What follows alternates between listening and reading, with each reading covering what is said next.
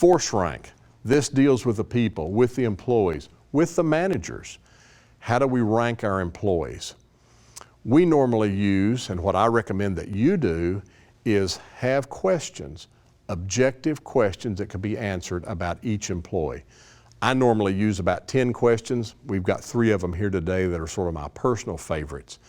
What is the reaction when you need something outside one of your manager's primary responsibility? If you go to your financial person and you ask them to look at something in manufacturing, are they resistant to do that because it's outside their comfort zone? You don't make changes inside your comfort zone. You make changes outside your comfort zone. So if you have the type of people that take challenges, that like to get involved in things that they don't normally do, those are the kind of people that you want to surround yourself with. Is a manager or employee's attitude positive whenever the situation is negative? You may be running a very successful company today, but someday there will be challenges that you're not expecting.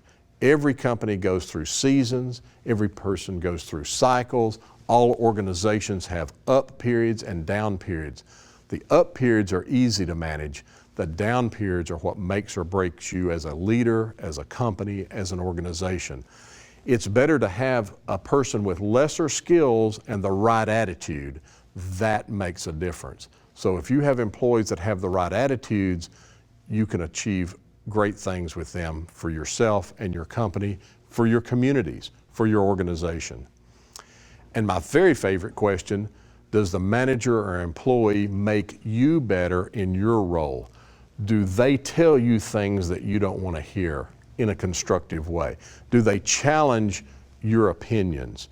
Do they make you better? Do they help you think differently? Do they give you a different look for the same old situations? That makes you better. One of the things that I've valued most in my career have been, I've tried to surround myself with good people, but then I have to listen to what they say. That makes me a better manager. That's made me a better CEO at companies. That's helped me. That helps you when those people are challenging you and you're receptive to that challenge. If you build a wall, they won't come over it. You tear down the wall and they'll rush to help you.